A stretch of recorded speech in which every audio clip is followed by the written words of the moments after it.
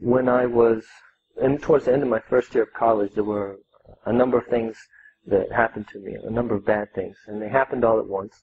The doctor was telling me I might have health problems. There was a family member, my grandmother, she was also sick. But the two main things, personally, that made me, that really stressed me out and made me sort of paranoid was something I was robbed. Like, I woke up one morning, all of my savings had been gone. And also, something happened to my brother. My brother had, he was with some guys and he witnessed a shootout where some guys were shooting. So, these things were happening. It's making me question who is really my friend, who can I trust. It's making me really paranoid. I would try various books. I would, think, I would say this and then, God can speak to you through anything. And I had been brought up a Christian. So I went to the Bible and I said, okay, God, please guide me and talk to me. And I opened it up and began to read at random.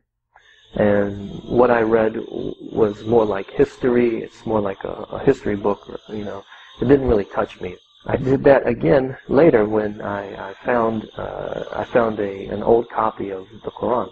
And I would open up and, just read at random.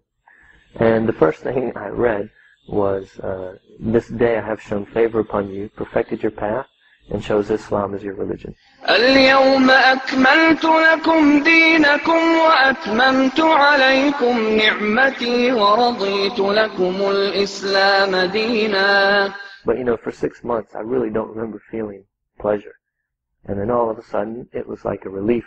Like I could go, I could breathe out and say thank you. Because this is what I've been asking for. I've been saying, God, please help me and guide me. And there it was, right there. I read the Quran from beginning to end over about 3 months. And slowly I just, got better, got my senses back.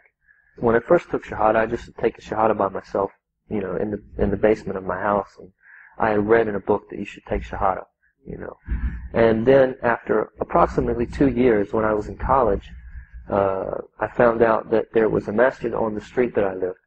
And so I went to visit, and there was a guy that I met there who became a really good friend of mine, who, he started talking to me and said, I haven't seen you here before, are you Muslim? And so I started talking, and he found out that, I didn't know any Muslims, and that I hadn't taken Shahada with witnesses.